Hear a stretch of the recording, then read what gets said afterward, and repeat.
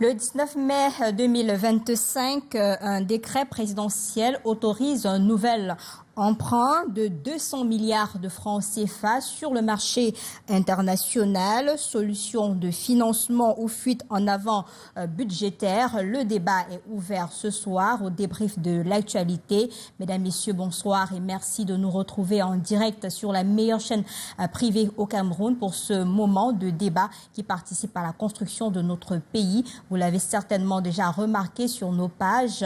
Le panel est déjà presque au complet sur ce plateau. Je commence par ceux qui respectent l'heure et qui respectent ce programme. Docteur Dalvaris Ngunju, qu'on ne présente plus, économiste, bonsoir. Bonsoir Lille, bonsoir mon compagnon. Vous vous rapprocher de votre micro. Okay, pardon. Bonsoir Lille, bonsoir mon compagnon. Est-ce que vous allez présenter un bonsoir particulier au milieu des téléspectateurs du débrief en particulier et de Canal 2 en général, et merci pour l'invitation. Tenue africaine. Oui, toujours, vous savez, je suis panafricaniste. En tant qu'universitaire, je me dis, si nous formons les enfants, si nous formons des jeunes, en tant que styliste africain, c'est important de consommer ce que nous produisons. Si nous allons commander les costumes à Paris, tout juste, ou à Rome, ou à Milan, que deviendront nos enfants? Si nous avons envie, si nous avons le besoin de créer des emplois au Cameroun, si nous avons besoin d'implémenter l'impôt substitution, ce serait très important de consommer déjà africain, au lieu de penser seulement à créer les emplois ailleurs tout en détruisant chez nous. J'espère que le message là ne s'adresse pas à l'invité qui est sur ce plateau que vous connaissez avec sa vigueur, coordonnateur de la fondation Bretton Woods. C'est Maître Simon Kaka qui est très en costume et des couleurs rares sur ce plateau. Bonsoir et bienvenue. Bonsoir Lille, bonsoir mon co-panéliste qui est déjà là. Je ne veux pas répondre. Enfin, je ne veux pas rebondir à ce qu'il a dit. On peut aussi faire les costumes au Cameroun. Je me permets quand même de saluer tous les téléspectateurs de Canal 2 International.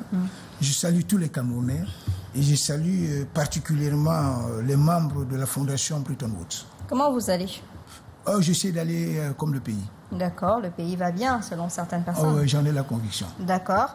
On aura dans quelques instants Alain Foni, directeur associé de Agribusiness Investment Management. Il est bloqué au rond-point de Youpoué. Vous savez qu'il y a des travaux qui sont effectués de ce côté-là et c'est pas évident, les voies de contournement. On espère que d'ici là, il sera avec nous sur ce plateau. Je commence donc par vous, docteur Dalvaris Ngunju. Le Cameroun s'endette encore à hauteur de 200 milliards de francs CFA. Est-ce qu'il s'agit d'un choix stratégique ou un aveu d'échec dans la mobilisation des ressources en interne?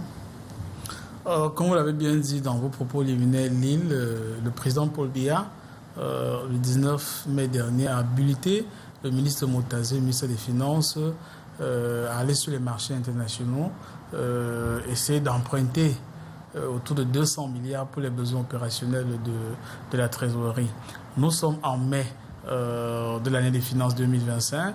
Cela dénote tout juste que, vous savez qu'on n'est même pas encore au premier semestre. Cela peut démontrer que les calculs effectués par les stratèges des finances camerounais à Yaoundé ne donnent pas. Et ils se rendent compte qu'en réalité, pour que la trésorerie puisse continuer à être liquide, c'est important de recourir au marché international. Pour moi, c'est triste quand même. C'est triste quand même parce que c'est vrai, beaucoup de personnes diront que jusqu'à présent, le taux d'endettement du Cameroun est soutenable. Mais c'est soutenable pour le moment, mais nous sommes en train d'aller droit dans le mur. Nous avons un endettement de plus de 14 000 milliards, je crois autour de 14 400 milliards de francs CFA.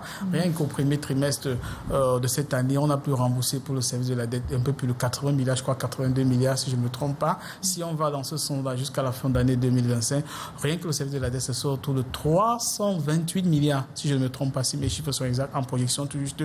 Si nous ne pouvons que rembourser, nous ne pouvons que parler du service de la dette, c'est-à-dire les intérêts simples de la dette, et que nous continuons à nous endetter. Comme nous le savons très bien, s'endetter, ce n'est pas mauvais. Mais qu'est-ce que nous faisons de l'utilisation de la dette?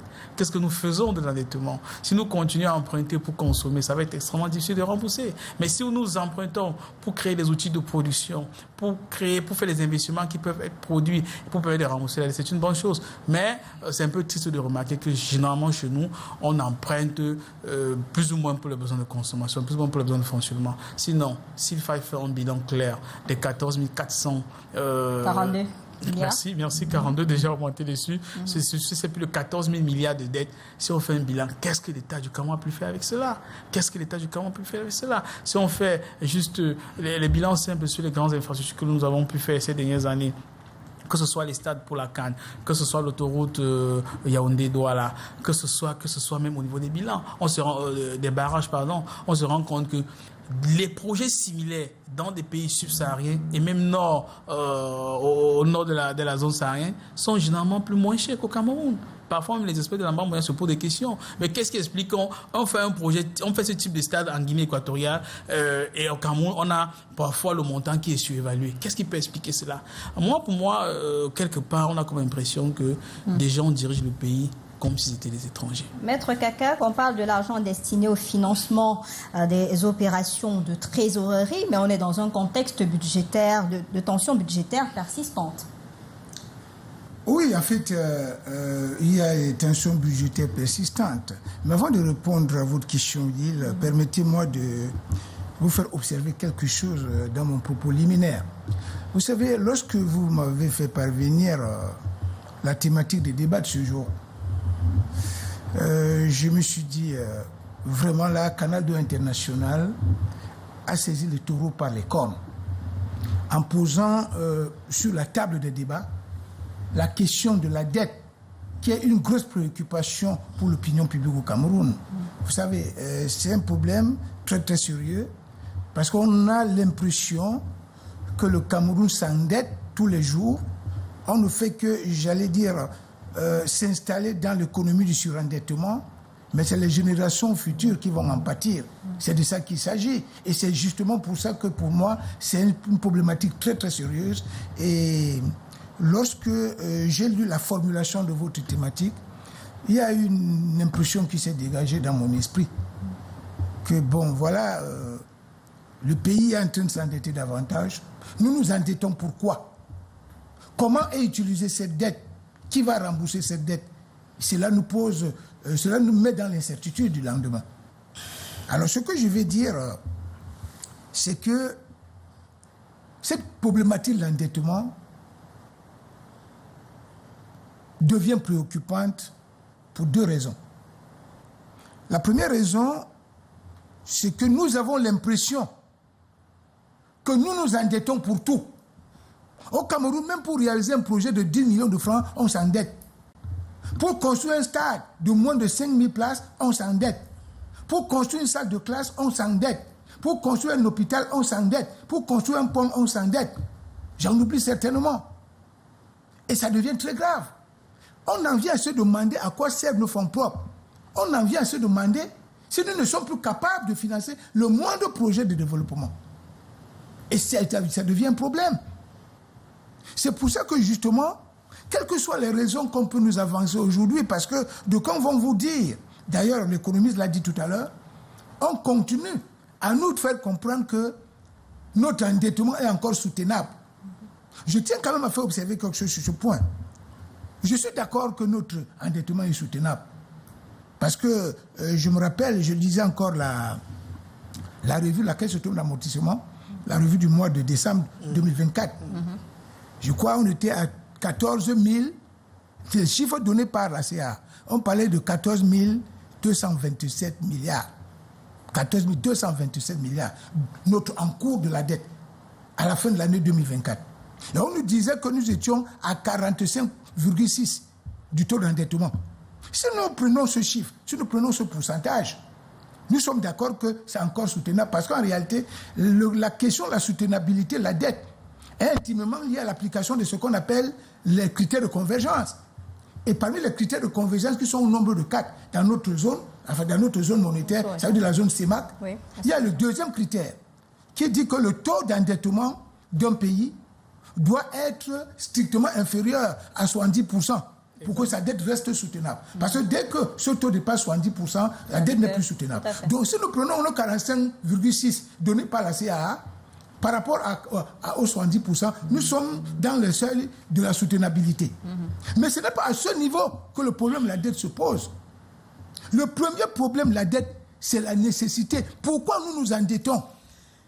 Est-ce qu'il n'y a pas possibilité de financer certains projets sans passer par l'endettement? Est-ce qu'il n'y a pas possibilité de financer certains projets sur fonds propres? C'est le premier problème. Le deuxième problème, effectivement, c'est l'utilisation des fonds d'endettement.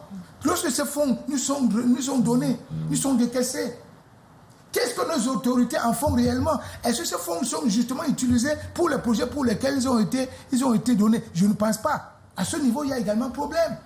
Et justement, le troisième problème, c'est au niveau du remboursement. Tout le temps, vous entendez que l'État négocie des rééchelonnements de la dette. Parfois, on négocie l'annulation de la dette. Lorsqu'on n'a pas obtenu l'annulation et qu'on rééchelonne, ça veut dire en réalité qu'on reporte le remboursement. Et qui va payer donc finalement? C'est les générations futures. Donc c'est notre jeunesse qui en pâtit. C'est pour ça que pour nous autres, cette question de l'endettement de notre pays commence à nous créer des problèmes. Et selon les journaux parus au Cameroun, la caisse autonome d'amortissement que vous avez évoquée, en allant sur les marchés financiers internationaux, le Cameroun va davantage alourdir sa dette. Vous êtes d'accord avec CCA? Oui. Non, on va alourdir là, premièrement, parce que, premièrement, il faut emprunter. À l'instant où vous empruntez, vous adoucissez votre dette. Surtout, mais maintenant, deuxièmement, et ça passe inaperçu, c'est qu'en réalité, l'endettement du Cameroun est soumis à des taux de fluctuation. Pourquoi? Parce que le Cameroun utilise le franc CFA, mais le franc CFA a un taux fixe avec l'euro. Juste que parfois, et très régulièrement ces dernières années, étant donné les crises économiques, sociales et même sécurité auxquelles sont confrontés les pays de l'Union européenne ces derniers temps, parce que la France est membre de l'Union européenne et c'est elle qui contrôle notre politique monétaire, l'euro, de temps en temps, perd de la valeur par rapport au dollar. Originalement, on s'endette sur le marché international en dollars. Ça veut dire qu'en réalité, il y a une augmentation. En d'autres termes, même les encours dont nous sommes en train de parler, demain, il suffit que le dollar monte et ensuite les 14 400 les 14 000 et puis les 14 000 milliards de dettes augmentent facilement. Parce qu'en réalité, quand vous avez un dollar à 550 francs et que le lendemain, vous montez à 600 francs, ça veut dire, même sans mouvement, même sans rien bénéficier, votre dette est en train d'augmenter. Ça, c'est dingue. Mais maintenant, je vais revenir sur quelque chose sur lequel mon compagnon s'est revenu tout à l'heure. Et c'est une erreur monumentale. Que des gens à Yaoundé, dans beaucoup de pays, ça se fait, de regarder le taux de convergence. C'est vrai que le taux de convergence... Dans le critère de convergence, oui, le critère dans les critères de convergence, il y a le taux d'endettement dans la sous-région, c'est marqué qui ne doit pas être au-dessus de 70%. Mais c'est une erreur monumentale. Ça veut dire, en réalité, les responsables de la CEMAC se sont assis, se sont dit, en réalité, pour que la dette puisse être soutenable, nos pays ne doivent pas s'endetter au-delà de 70%. Et tout le monde dit que, OK, comme 70%, je cours m'endetter. Parce que le ministre des Finances dit tout le temps que c'est soutenable. Non, on ne marche pas comme ça. C'est comme si vous étiez à la maison avec des enfants, vous dites, OK, vous partagez, c'est pas quoi, 500 francs argent de poche. On dit que papa dit que on ne doit pas dépenser les 500 francs avant midi. Donc, toute personne se dit que, OK, comme j'ai dépensé 499 francs, il n'est pas encore midi, je suis encore riche. Vous n'êtes pas riche. Et vous n'êtes même pas obligé de dépenser comme papa a dit. Vous pouvez faire des économies parce que papa ne vous interdit pas de faire des économies. Parce qu'en réalité, il y a des pays qui sont allés dans ce sens, que ce soit la Guinée équatoriale, que ce soit le Gabon, ils ont des problèmes sérieux. La Guinée équatoriale est presque en faillite là. Ça veut dire qu'en fait, ce n'est pas parce qu'on vous donne la possibilité de vous endetter jusqu'à 70% que vous allez tout faire pour aller vers les 70%. D'autres pays, quand ils s'endettent, c'est pour produire. Quand la Chine s'endette, c'est pour produire. Quand les États-Unis s'endettent, c'est pour produire. Mais si on s'endette juste pour s'endetter, mais vraiment, ça fait peur. Ça fait peur. Et on peut regarder. Vous avez pu voir l'autre jour à Yaoundé le défilé. Moi, je parle du train de vie de l'État. Vous avez vu ce qui circulait là? Ce sont des bolides. Et quand on voit, sans publicité, les Land Cruiser, les Prado, dans des pays sérieux, je dis, c'est des choses que j'ai vues moi-même. Donc, Cameroun est un pays sérieux. Hein? Non. Entre guillemets. Je prends un pays, vous avez en Chine par exemple, il y a une tonne de milliardaires au mètre carré. Mais c'est très rare de voir quelqu'un en Prado en Chine. Il faut être extrêmement riche. Vous utilisez les véhicules chinois et en coût raisonnable. Mais au Cameroun, même les pays nordiques qui sont très chers, qui sont la Norvège, le Danemark ou même la Suède, ils ont beaucoup de pétrole, ces gars. Mais des mises partent au travail à vélo. Dans des blocs ministériels, comme c'est un peu chez nous, là, vous avez vu les blocs ministériels à Yaoundé, il y a parfois des bus de transport, il y a des transports, le chauffeur, on prend le ministre, on prend 2 ou 3 personnes, on vient déposer. Parce qu'on fait des économies et comme me disait mon compagnoniste, on pense aux générations futures. Parce que quand des gens ont pour habitude, même pour acheter l'aiguille, il faut à tout prix s'endetter. Mais c'est pour faire quoi? Et maintenant, vous avez soulevé un aspect qui est très important tout à l'heure. Même quand on s'endette, vous endettez en euros, mais pour faire quoi avec cet endettement? Si vous allez acheter des champagnes et des whisky, les whisky se paient en euros et en dollars. C'est des devises. Ça veut dire que quand vous empruntez l'argent à l'international, pour rembourser, il faut bien rembourser en devises. Alors que vous n'avez que les francs CFA. Vous serez contraint, dans beaucoup de cas, de spolier les populations. Et maintenant, ça revient maintenant, parce qu'on parlait du bien-être de la dette. Si vous empruntez l'argent et que la population n'a pas l'effet positif de cela sur sa vie de tous les jours, ça fait problème. Et là, on a vu, le FMI va bien chanter tout ce qu'ils veulent parce qu'ils savent qu'ils ont tout fait pour nous mettre sous plan d'ajustement structurel avec la Banque mondiale. Et Dans ce sens-là, ils sont contraints de donner l'impression que tout se passe bien.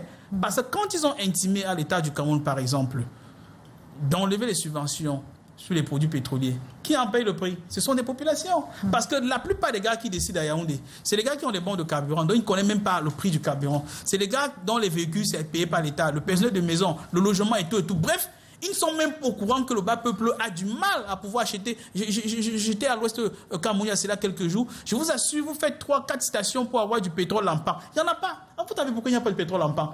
Parce que le commun de la classe bourgeoise au Cameroun, c'est parce qu'il va faire avec le pétrole lampant. Alors qu'il y a encore nos mamans dans des petits villages qui ont besoin du pétrole lampant pour mettre dans leurs lampes, qui ont besoin du pétrole pour allumer du feu. Moi, pour sortir, je disais que même si nous avons la possibilité de nous endetter jusqu'à 70%, ça ne veut pas dire que chaque jour nous allons nous battre à tous les niveaux. Et ça fait à peine quelques mois ou quelques années, nous étions à 44%. Aujourd'hui, nous sommes à 45,6%. Demain, ça va être 50%, etc. Ensuite, qu'est-ce qu'on va faire? Nous sommes en train d'aller tout droit dans le mur si on ne freine pas avec le double fer. Vous l'avez dit tout à l'heure, fin mars 2025, la dette était à plus de 14 milliards de francs CFA. Maître, peut-on réellement parler de financement du développement quand ces emprunts successifs servent en partie à combler les déficits récurrents? Oui, justement, c'est ce que je disais tout à l'heure, qu'en réalité, le problème n'est pas le fait de s'endetter. Non, ce n'est pas ça le débat.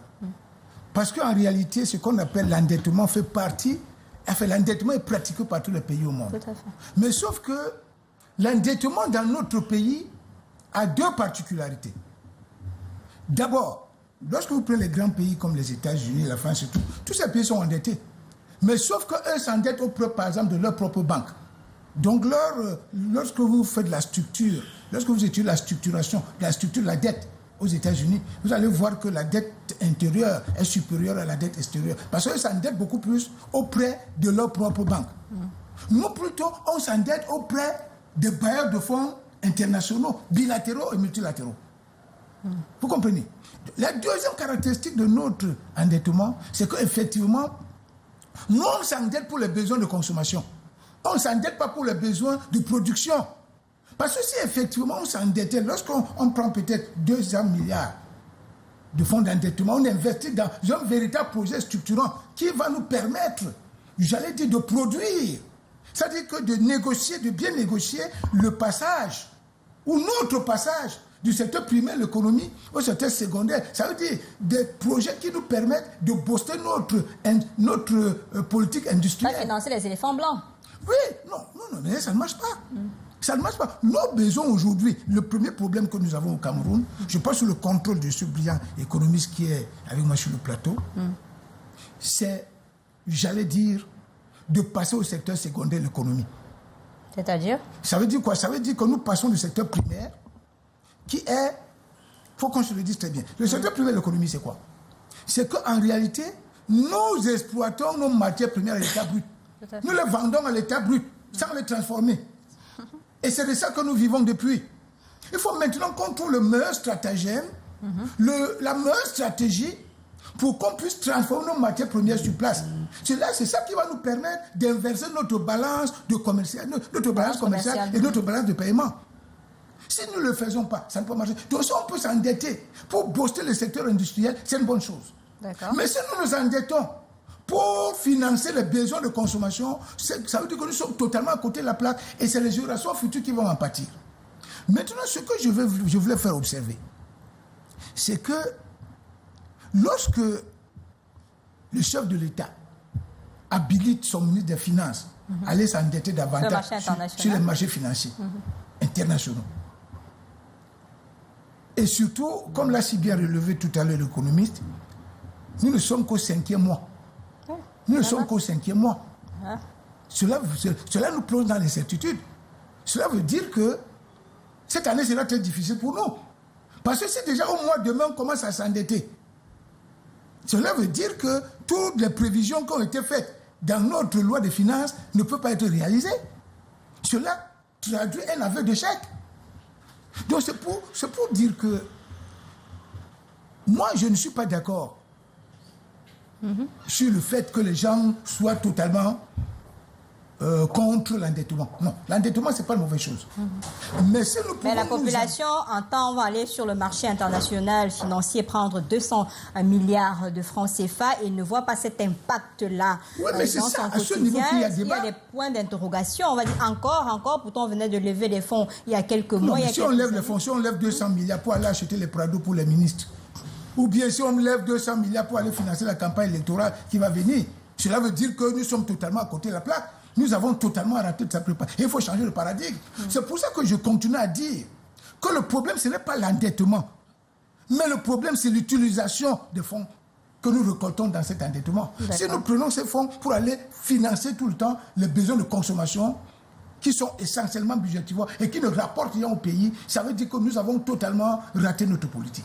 Le temps pour moi d'accueillir Alain Foning, directeur associé de Agri Business Investment Management. On sait que ce n'était pas de votre faute. Il y a des travaux au niveau du rond-point de Youpoué. Les routes sont barrées, il faut des voies de contournement. Mais Dieu merci, vous êtes là. Bonsoir. Bonsoir, bonsoir. Comment vous allez? Oui, ça va très bien. J'entre directement dans le débat avec vous puisque c'est un sujet que vous maîtrisez certainement. Il y a ces plaintes aujourd'hui sur ce n'est pas un problème d'endettement, c'est le problème de financier. Vous, c'est la même lecture? Bon, ce que je dois déjà dire par rapport à notre thématique, c'est que le Cameroun a une stratégie d'endettement à moyen terme, 2025-2027, qui prévoit à peu près 5 400 milliards, sur cette période. Et pour 2025, dans le même document, c'est 1825 milliards, dont 35% de dette intérieure et 65% extérieure. Ça veut dire que sur le principe, c'est un document qui est annexé à la loi des finances. C'est pas qu'on s'endette à nouveau, mais je pense qu'ils sont juste en train d'implémenter quelque chose qui était déjà prévu. Mais je vais rejoindre mon copanéliste sur la question. Bon, ce qu'on peut peut-être interroger après, parce que l'information qui ne circule pas, c'est qu'est-ce qu'on va faire avec l'argent. L'endettement, c'est pas un problème. On n'a pas encore les fiches, ça dit qu'au moment de lever les fonds, ils vont forcément accompagner par des documents. Lorsqu'on connaît les projets pour lesquels on lève des fonds et on voit la pertinence de ces projets-là, c'est facile de se prononcer là-dessus. Mais l'essentiel, c'est que les fonds soient allés à des investissements qui ont un effet levier. On parle de l'argent destiné au financement des opérations de trésorerie. Le Camerounais lambda qui est dans son marché de pastilles n'a pas besoin, ne comprend pas. On a besoin de l'eau, de l'électricité, eau, énergie. On a besoin des routes. On a besoin du minimum vital pour ces Camerounais-là. Donc du coup, quand vous voulez parler de 200 milliards de francs CFA, on pense que c'est encore un circuit de détournement pour ces fonctionnaires et autres personnes. Ça peut même ne pas être de détournement, mais le point sur lequel on est d'accord, c'est le fait qu'il faut clarifier. On ne sait pas, est-ce que c'est de l'appui budgétaire? Est-ce que c'est pour le financement d'un projet? Donc, cette question de financement de trésorerie, je crois qu'il faut juste être beaucoup plus transparent là-dessus. Moi, je pense que c'est un encadrement qu'il faut avoir dans la façon de lever les fonds. Et même pour intéresser les acteurs du marché financier, parce que pour que les gens souscrivent à des emprunts, il faut bien qu'ils connaissent la pertinence de ce qui est en train d'être fait. Voilà. Il faut savoir qu'on est aujourd'hui dans une situation où on a l'épargne qui est drainée dans le secteur bancaire. Et dans le secteur bancaire aussi, ce qu'on attend d'eux, c'est de prêter de l'argent pour le financement des PME, pour le financement des investissements productifs. Aujourd'hui, on se retrouve dans une situation dans laquelle, parce que les souscripteurs, en fait, généralement, ce sont des banques qui drainent encore l'épargne et qui vont remettre de l'argent à l'État pour fonctionner. D'accord, et ça devient un peu compliqué lorsqu'il n'y a pas de traçabilité, même s'il y a des mots qui rassurent les uns et les autres. Dalvaris Ngunju, alors dans un marché régional où la demande pour les titres publics chute, le Cameroun ne risque-t-il pas de vendre sa dette à perte ou à des conditions désavantageuses à ce moment précis? Peut-être pas seulement en ce moment précis, vous savez, pour la plupart des pays sur le continent africain, mais surtout les pays de la zone franc, en l'occurrence en Afrique de l'Ouest et en Afrique centrale, généralement, nous empruntons sur les marchés à des coûts un peu plus élevés que d'autres. Premièrement, vous savez, nous avons d'avoir une très mauvaise publicité. Vous savez, quand vous mettez votre téléviseur, vous entendez qu'un ministre a dit on a volé 500 millions chez un ministre. C'est $1 million. Quelqu'un se met la main sur la tête. Mais comment un ministre peut faire pour avoir $1 million en liquide chez lui? Vous entendez quelqu'un a détourné 3 milliards. Vous entendez on a arrêté tel, je ne sais pas quoi, un ministre de défense, on l'accuse d'avoir détourné plus d'1 milliard. Mais quand vous êtes un financier, et vous dites, mais qu'est-ce que je fais? Est-ce que je peux prendre le risque de souscrire à l'opération de cet État? On paye cette incrédibilité. Ça se donne. Mais en d'autres, cela, il y a la mauvaise publicité qui est faite par nous-mêmes, par nos médias, notamment un certain nombre de médias internationaux que nous finançons. Je n'ai pas besoin de revenir. Non, parce qu'on aime trop tirer sur les médias. Non, pas forcément. Ok, il faut préciser. Oui, je précise parce que vous savez, que ce soit Yaoundé, dans tous les capitales, je crois que vous connaissez bien ce que c'est que la France-Afrique. Vous savez, les mallettes qui circulent pour financer généralement des médias à l'international qui sont censés nous faire du kill-off entre guillemets, mais fait le kill-off à des leaders. Et généralement, quand les leaders refusent de faire circuler les mallettes, on commence à leur faire la mauvaise publicité. Et quand on fait la mauvaise publicité, généralement, les entreprises de notation internationale, généralement, utilisent cela pour dire, mais le point du Cameroun a chuté de X ou de Y choses. Et c'est les éléments sur lesquels les banques s'appuient pour dire, non, on ne peut pas vous financer parce que, ou alors, si je vais vous financer, le taux doit être de 14% ou de 12%, alors que un autre pays, dans le monde entier, c'est pas quoi, en Asie du Sud-Est, il est capable de bénéficier d'un emprunt à un taux un peu plus raisonnable parce que nous avons la mauvaise publicité. Mais maintenant, il est aussi question de ne pas oublier que dans beaucoup de pays sur le continent, notamment au Cameroun, nous avons des emprunts que nous avons effectués, sur lesquels nous sommes en train de payer le service de la dette, mais que nous n'avons pas utilisé. C'est-à-dire, des gens préparent un projet, ils parviennent à avoir un financement au niveau des bailleurs de fonds. Le bailleur de fonds dispose de l'argent au niveau de la BEAC, mais après, on n'utilise pas cela. Pourquoi? Parce que quand on regarde la maturation du projet, on a l'impression qu'il y a quelque chose qui marche. Mais on se dit, mais qui ont travaillé sur ce projet? Vous avez tout fait, vous avez fait l'essentiel. Vous avez même l'argent. Mais maintenant, vous avez l'argent, vous n'avez pas la possibilité d'utiliser l'argent parce qu'on a l'impression que le projet n'est pas maturé. Mais, juste qu'à un moment, le bailleur de fonds, selon vos accords, se dit, mais vous devez commencer à me payer les intérêts, même si vous n'avez pas utilisé mon argent. Et ça, dans les comptes de la BEAC, il y a des centaines de milliards qui dorment littéralement, sur lesquels l'État du Cameroun paye les intérêts, alors qu'on n'a même pas utilisé cet argent-là. Et moi, je me dis, quelque part, on ne peut pas dire, le Cameroun est plein d'intelligence. Nous avons un frère sur le plateau qui préside une association de Bretton Woods. Donc, je pense qu'il y a des experts. Donc, moi, dans certains cas, moi, je me dis, les personnes le font parfois sciemment. C'est pas qu'ils n'ont pas, qu'elles ne sachent pas. Et un fait d'actualité pour l'année 2024 l'a si bien démontré, quand des personnes ont peur, avec une firme internationale, en l'occurrence Glencore, des fonctionnaires travaillant pour la SNH, c'est-à-dire qui ont la responsabilité de défendre l'intérêt du Cameroun, de l'État du Cameroun, s'entendre. En justice, hein. Non, mais c'est quand même, premièrement, c'est en justice, c'est vrai, puisqu'on ne condamne pas, les noms ne sont pas sortis. Mais Glencore lui-même avoue, comme on fait dans le système anglo-saxon, si vous coopérez avec la justice, on peut essayer de revoir vos pays. Ils ont dit, nous avons corrompu des personnes, notamment au Nigeria, notamment au Cameroun. Au Cameroun, c'était 7 milliards. On a pu parler avec des fonctionnaires qui nous vendent le pétrole du Cameroun moins cher. En échange, nous allons leur donner, nous allons ouvrir les comptes. Il y a aussi un communiqué qui est venu dire que vraiment, on attend. Oui, on attend. Jusqu'à présent, on n'a pas cité des personnes. Mais le principe est là. Quand on dit j'ai corrompu les gens, et ils ont même envoyé une liste. On attend juste que les noms sortent. Je prenais juste l'exemple pour dire que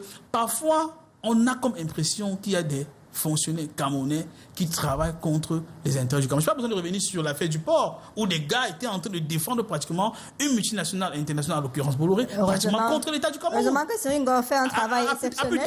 A pu tenir. Cyril Ngor a pu tenir, mais il a fait face à beaucoup de ménages jusqu'à aujourd'hui. Et je ne crois pas que les ménages sont... De toutes les façons, lui il avance. Il tient.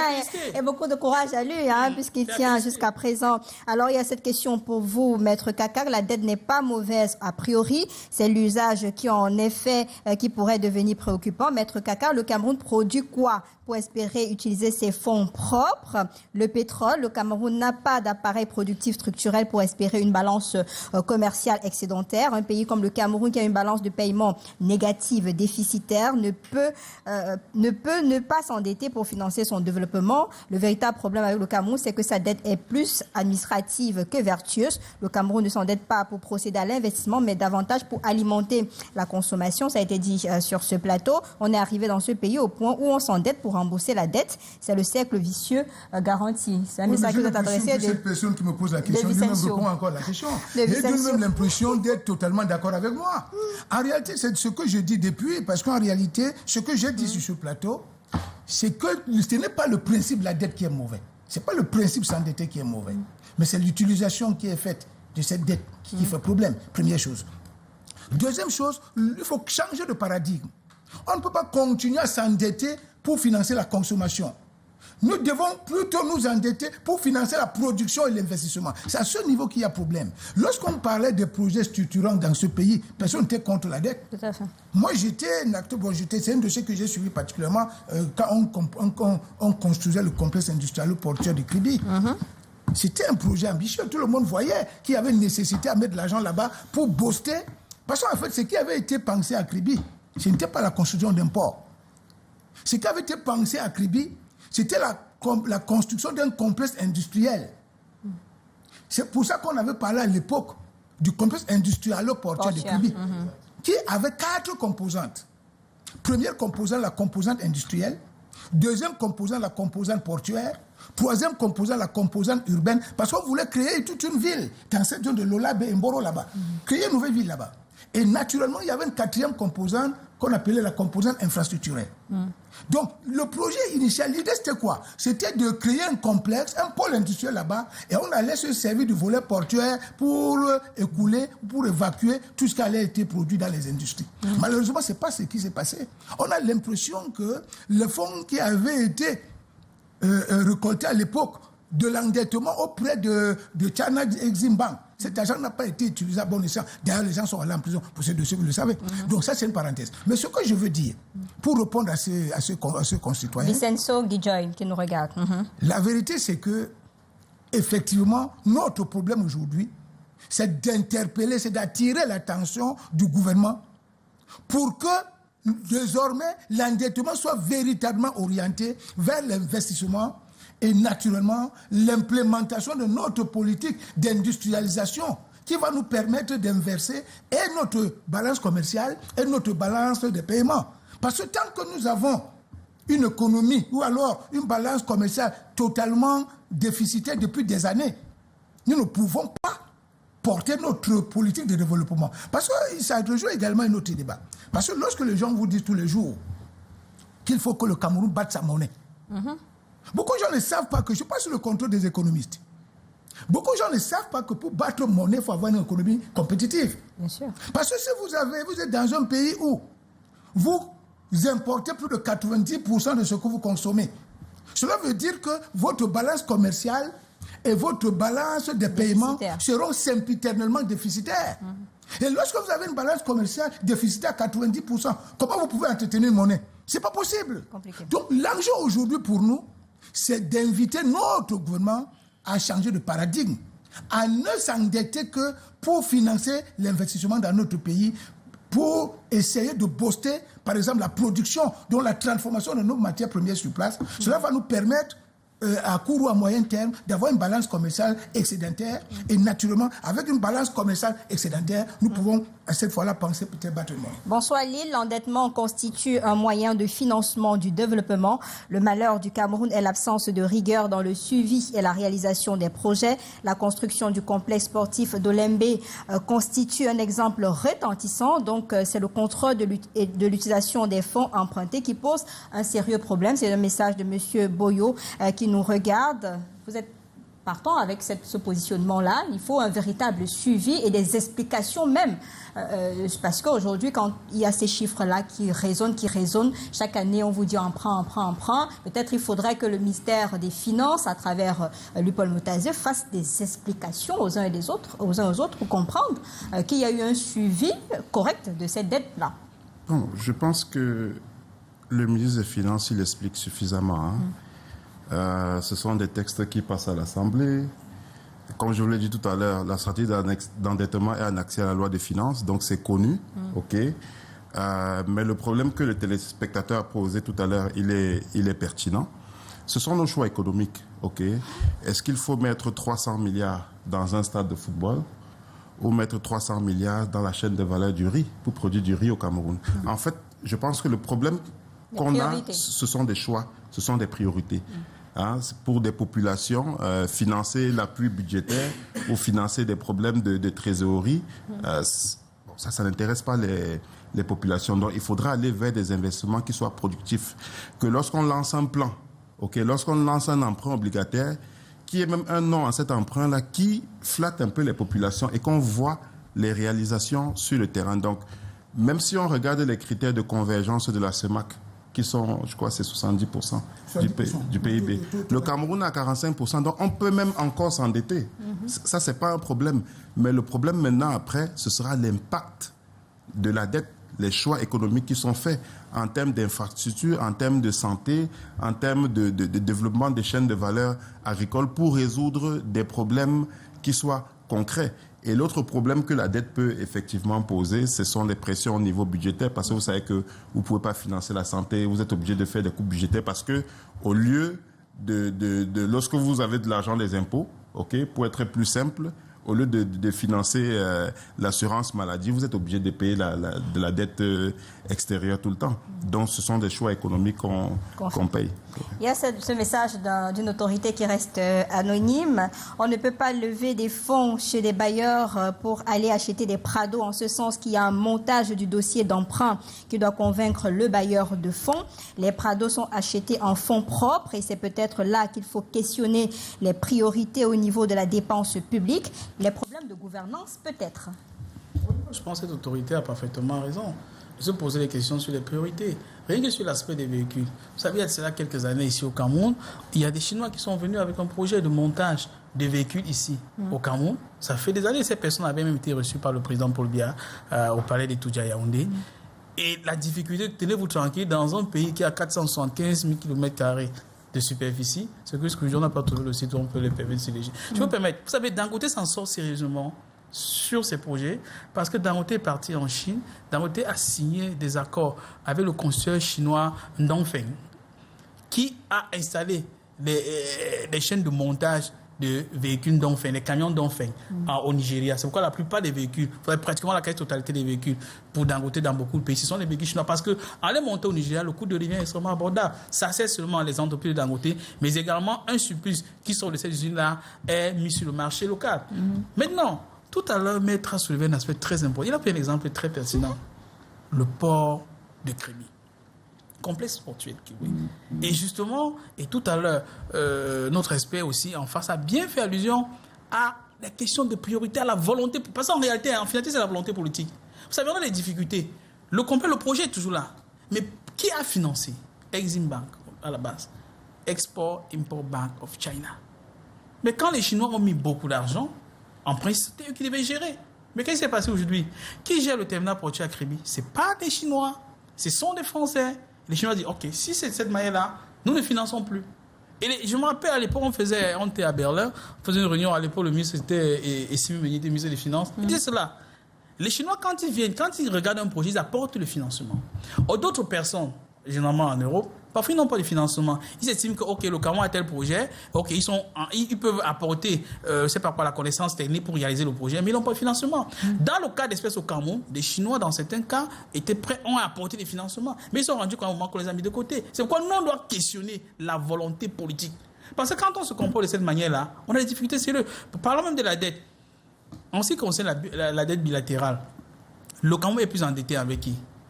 C'est avec la Chine. C'est en train de préparer dette bilatérale du Cameroun. Vous savez que pour s'en sortir, pour le président mandat en 2018, il fallait que le président Paul Biya parte en Chine, renégocier avec le président Xi Jinping, qu'on puisse rééchelonner la dette du Cameroun, puisqu'elle n'était plus soutenable. Parce qu'en réalité, le Cameroun achète beaucoup en Chine, comme vous le signez tout à l'heure, mais juste que nous n'avons pas les devises avec lesquelles nous pouvons payer. Moi, je pense que quelque part, nous devons questionner la volonté politique, dans beaucoup de sens. Quand vous voyez un pays Cette autorité-là fait partie du gouvernement. Donc, quand il questionne, il dit peut-être un problème de gouvernance. Donc, non. Vraiment, son foi chez nous. Et ça passe inaperçu. Il y a ce qu'on appelle l'intelligence économique. Dans des pays sérieux, toute puissance, on va crier dans tous les sens, toute puissance s'arrange à mettre leurs pions partout. Ça veut dire qu'il faut apprendre à espionner les États. C'est pas mauvais que la France s'arrange à mettre ses pions pour défendre ses intérêts. Et ça se passe partout.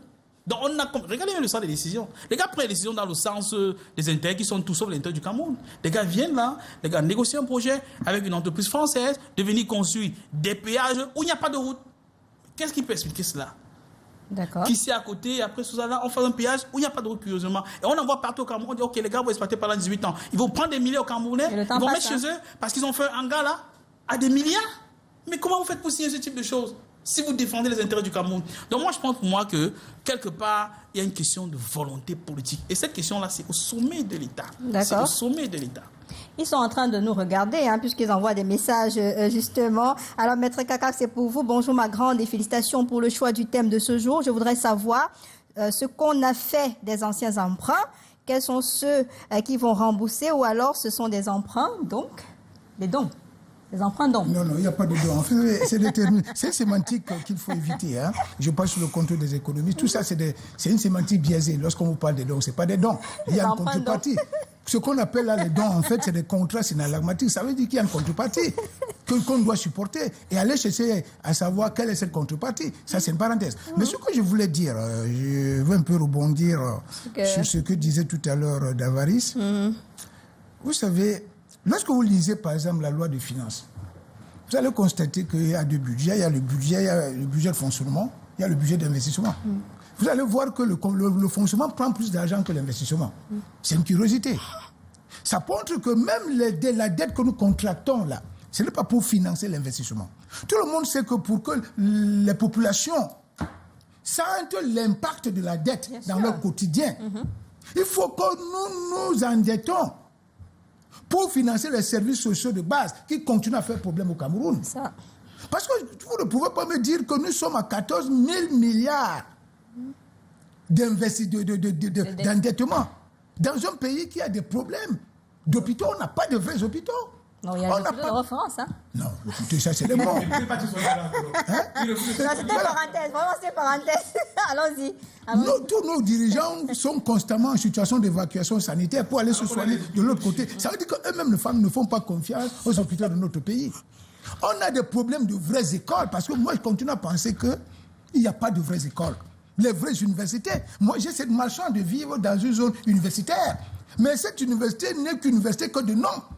Ce n'est pas une vraie université. Il faut nuancer un peu, parce qu'il y a des intellectuels qui sont sortis de ces universités du Cameroun. Non, c'est pas ce que qui aujourd'hui je n'ai jamais dit que les intellectuels ou alors les gros diplômés ne peuvent pas sortir de ces universités. Non, je voudrais pas nuancer un peu. Mais en termes de qualité, ce n'est pas de vraies universités. Parce que nous autres, ça je le dis très honnêtement, quand on entrait à l'époque à l'université de Yaoundé, on avait comme l'impression que vous changiez d'univers. Vous avez tout. Il y a un bon restaurant, vous avez une bibliothèque, on avait même les bus qui nous transportaient pour nous amener à l'école. Il y avait la bourse qu'on nous payait, il y avait des restaurants. Les enfants quand même étaient dans un cadre décent, propice aux enseignements de qualité. Aujourd'hui, ce n'est plus le cas. Or, si on pouvait vraiment contracter des dettes pour viabiliser ou bien pour améliorer la qualité de nos universités, ce serait une bonne chose. Mais on a l'impression que ce n'est pas le cas. Bon, l'autorité en question qui nous a interpellés là, il estime que nous disons ici qu'ils s'endettent pour aller acheter les V8. Bon, qu'ils me disent quel est le budget qui achète les V8. Donc c'est un montage financier bien Non, écoutez, lorsque vous voyez, vous avez vu là dernièrement, il y a 2 jours, vous avez vu le défilé du 20 mai. Lorsque vous voyez le nombre de V8 qui circulent, vous en venez à vous demander que est-ce que nous sommes encore dans un pays pauvre, très endetté? Il y a beaucoup d'argent qui circule dans des choses qui ne servent à rien dans ce pays. Donc, pour moi, pour chuter, il faut s'endetter pour financer l'investissement. Il faut s'endetter pour financer, j'allais dire, la transformation de nos produits. Il faut s'endetter pour financer les services sociaux de base. Je suis sûr que si on change de paradigme à ce niveau, les populations vont sentir l'impact de l'endettement. Oui, vous avez dit quelque chose alors? C'était également une réponse à la précision que l'autorité a apportée. Je vais vous donner 2 ou 3 exemples. Si vous allez à Bastos, bon, non, pardon, au Golfe, à Yaoundé, vous avez beaucoup de programmes. Vous avez des programmes qui ont des loyers très élevés. Des programmes qui ont des V8, des Land Cruiser, des pick-up, tout ça. C'est validé par les bailleurs eux-mêmes. Hein, et parfois, ce sont des prêts. Donc, je pense que le problème n'est pas seulement chez nous. Parce que ceux qui prêtent de l'argent aussi, c'est clair, celui qui est un financier, il a bien envie de prêter.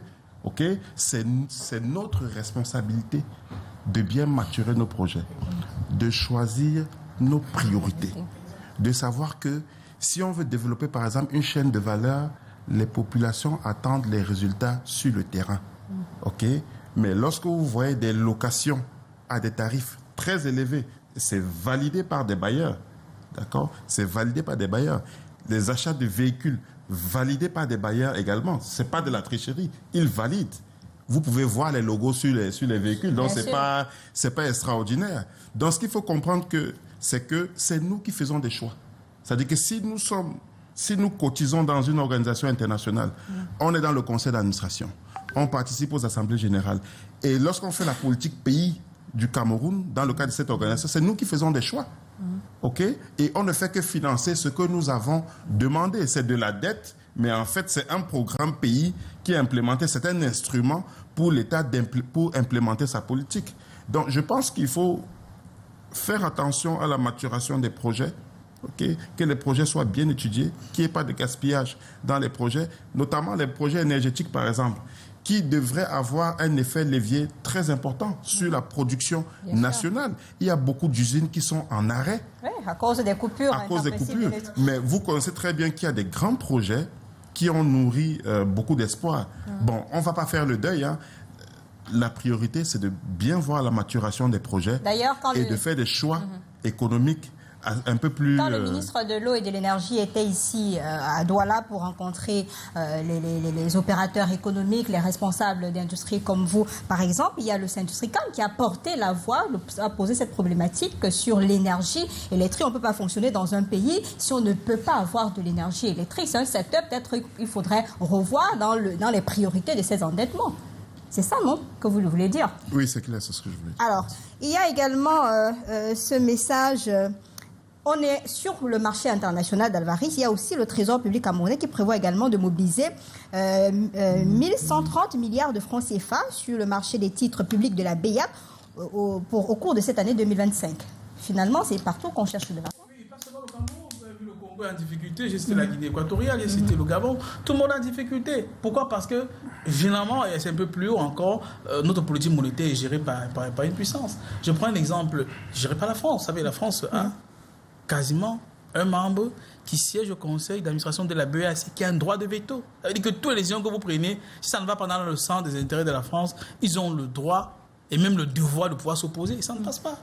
Et, dans ce sens-là, tout à l'heure, j'oublie le nom, désolé.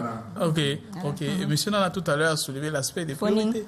Alain Foning. Ok, Nana Foning a souligné. Non, Alain Foning. Désolé, je m'en excuse sincèrement.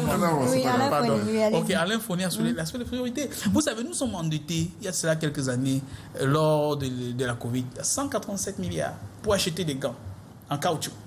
Nous produisons de l'IBA. C'est pas magique de les faire. Vous savez, quand on essaie de frapper, on commandait des gants en caoutchouc en Asie, là, tonnes de milliards, la Chine, membre du FMI, on commandait des masques. Quand on a commencé à frapper du poing sur la table, il y a des entreprises qui commençaient à commander des masques à SICAM. C'est-à-dire qu'on peut les produire. Et c'était des masques qui sont réutilisables, puisque c'est en coton, on peut les laver, on peut les réutiliser. Alors que les 187 milliards, en réalité, en grande majorité, c'est pour imposer. C'était pour importer, des gants en caoutchouc, pour importer, des masques, etc., etc. Alors qu'il y avait des solutions africaines. Ce sont des dettes sur lesquelles une bonne partie a été détournée. Tout le monde connaît le TCS, la Cour des comptes, tout ce qui tourne autour des 187 milliards de la Covid. Maintenant, on s'interrogeait justement en ce qui concerne les priorités. Donc, les gens ont pensé que c'était mieux de créer des emplois en Chine, de créer des emplois en Thaïlande, au Vietnam, au lieu d'en créer au Cameroun. Alors que nous avons des plantations d'EVA qui produisent, du caoutchouc. Et qu'on peut faire exporter à l'État, puis quand quelqu'un soulignait sur le plan tout à l'heure. Maintenant, la plupart des États chez nous s'endettent sur le marché. On prend l'argent où? Vous pensez qu'on fabrique l'argent? Puisque nous n'avons même pas un pouvoir d'émission. On a vu le Gabon, la RCA venir ici pour l'opération de charme. Effectivement, la BBMA. Canada a reçu les autorités dessus. Je prends l'exemple d'un pays, l'Algérie. Vous savez, l'Algérie, comme le Maroc, c'est les pays qui étaient membres de la zone franc. C'est là quelques années, à l'époque où le président Abdelaziz Bouteflika vivait encore, l'Algérie avait des problèmes. Qu'est-ce qu'ils ont fait? Ils ont pu tourner la plante à blé comme les Américains font matin, midi et soir pour 50 milliards de dollars. C'est avec cet argent que l'Algérie finance en priorité sa dette intérieure jusqu'à aujourd'hui. C'est des pouvoirs que nous n'avons pas. C'est-à-dire qu'en fait, quel que soit le pouvoir d'émission, il faut l'aval de la France. Il faudrait que la France donne l'ordre à Chamalière, où il y a les usines où on produit le franc CFA pour l'utiliser. En d'autres termes, pour dire que si nous avions une politique monétaire contrôlée par nous-mêmes, on n'a pas besoin de sortir tout le temps. Puisque même quand on demande l'argent à des banques, mais les banques prennent l'argent, puisque les banques ne produisent pas. C'est les épargnes des petits épargnants. C'est le petit commerçant de clous, c'est le petit benséquineur, c'est la maman qui brûle le maïs au bord de la route. Et qu'on ramasse son argent tous les jours par la collecte quotidienne, qu'on met dans les comptes bancaires et qu'après l'État va emprunter. Et dans beaucoup de cas, c'est triste de le souligner. Vous savez, beaucoup de banques au Cameroun ont été mis en faillite. Pas la responsabilité de qui? Des gens n'ont même pas été interrogés pour cela. Et dans beaucoup de cas, tout à l'heure, quelqu'un a fait allusion au financement des PME. On a créé une banque de PME ici, là. Quel est le bilan qu'on fait de cette banque de PME? A financé qui, quand, comment? La banque est en totale difficulté aujourd'hui. Moi, je pense quelque part qu'il y a une question de volonté politique, il y a une question des choix de nos priorités. Et si on ne change pas totalement le paradigme, je suis convaincu, même si on nous donne 20 000 milliards, ça va pas aller. On va pas s'en sortir. Il y a M. Boyo de Berthois qui pense que le concept sera donc Cameroonian First, la priorité aux Camerounais. Donc, il faudrait que les dirigeants aujourd'hui puissent mettre les Camerounais au centre de leurs préoccupations. On va faire le dernier tour de table sur ce plateau. Vous voyez qu'on parle d'endettement. Il faudrait investir dans l'énergie qui va et vient dans ce pays chaque jour. On espère qu'on va réorienter également cette dette-là de ce côté-là. Maître Kakak, s'il fallait vous adresser maintenant qu'on est sur le marché, on cherche 200 milliards de francs CFA. Vous direz quoi à ces autorités qui auront la charge de regarder cette dette-là de très près? Oui, en fait, lorsqu'on a lu le décret du président qui habilitait le ministre des Finances, Paul Motazé, je pense qu'ils ont dit, il a habilité le ministre des Finances à aller chercher 200 milliards sur les marchés financiers internationaux pour financer les besoins de trésorerie. Mais il faut, quelqu'un l'a dit tout à l'heure avec beaucoup de pertinence sur ce plateau, il faut qu'on nous clarifie ce qu'on appelle besoin de trésorerie. Parce que nous pensons que si on prend les 200 milliards pour aller encore pour aller financer les besoins de consommation, cela veut dire que nous ne sommes pas sortis de l'auberge. Nous pensons que le problème, là je le dis encore, le problème ce n'est pas d'aller chercher 200 milliards sur le marché financier. Pour nous autres, on peut encore le faire. Parce que c'est notre droit. Nous vivons dans un monde qui est aujourd'hui un village planétaire, dont en réalité il y a une espèce de solidarité entre les États, il y a une espèce de solidarité entre les acteurs du développement. Donc on peut solliciter une dette pour financer certains de nos besoins. Mais il faut vraiment que ces besoins soient véritablement utilitaires. C'est pour ça que nous autres, nous continuons à penser que si c'est pour aller financer les besoins d'achat des voitures ou bien construire le logement des ministres, ce n'est pas la solution. Le problème aujourd'hui, c'est de financer, l'investissement dans notre pays, 2, ce qu'ils ont appelé à l'époque les projets structurants qui allaient booster notre politique industrielle. Et 3e chose, il faut financer les services sociaux de base. Les services sociaux de base, c'est quoi? C'est l'énergie dont vous parliez tout à l'heure. Puisqu'on a c'est l'eau. En pleine émission. Il faut l'énergie, il faut l'eau, il faut les hôpitaux de qualité, il faut les écoles de qualité. Je pense que si nous finançons ces projets-là avec les fonds d'endettement, nous aurons résolu un problème. Alain, comment le Camerounais doit se sentir dans cette dette-là qui sera collectée dans quelques jours? Le Camerounais n'a pas le choix. Pour le moment, ils sont en train de, comme je disais tout à l'heure, ils sont en train d'exécuter un budget qui est prévu dans la loi de finances. Moi, je pense que ce n'est pas du point de vue du Camerounais qu'il faut s'interroger, mais qu'est-ce qu'il faut faire? Qu'est-ce qu'il faut faire pour faire en sorte que les prochaines dettes que le Cameroun va contracter puissent véritablement nous permettre d'apporter un certain changement au niveau du pays. De l'autre côté, on peut comprendre que l'État peut avoir des problèmes d'équilibre budgétaire, des problèmes de trésorerie liés à des contraintes. On sait tous qu'on fait face à des conflits, il y a le contexte international également. Mais on peut également rechercher de l'argent à travers des mesures incitatives à l'investissement dans des zones économiques spéciales. Parce que plus vous créez des entreprises, vous créez des emplois décents, vous créez de l'épargne et vous avez des entreprises qui vont contribuer pour avoir des impôts. Donc, il faut chercher de l'argent peut-être un peu ailleurs, mieux préparer nos projets, pour faire en sorte qu'on les implémente un peu plus rapidement. Parce qu'on peut contracter une dette pour un projet qui est tout à fait pertinent, qui est important pour notre pays, mais l'exécution traîne parce que le projet a été mal maturé, il a été mal étudié. On se rend compte que ça coûtait peut-être beaucoup plus cher. On n'a pas bien fait les études. Donc, je pense qu'il y a quelque chose à faire à ces différents niveaux. Alvarez, en une seconde, on espère, on garde espoir. Oui, on garde espoir, mais tout en étant prudent. D'accord. N'oublions pas que l'année passée ou l'année passée, si je ne me trompe pas, le Cameroun est parti sur le marché international emprunter de l'argent pour rembourser les 400 millions d'euros bons. C'est-à-dire, les gars prennent de l'argent, ils consomment tout l'argent, ils n'ont pas l'argent pour rembourser les intérêts, pas encore emprunter l'argent pour rembourser l'autre dette. C'est-à-dire, c'est en dette dans la dette dans la dette. Et pour nous, ça devient une habitude au Cameroun. Je pense que les gars doivent s'interroger avant de prendre ces décisions.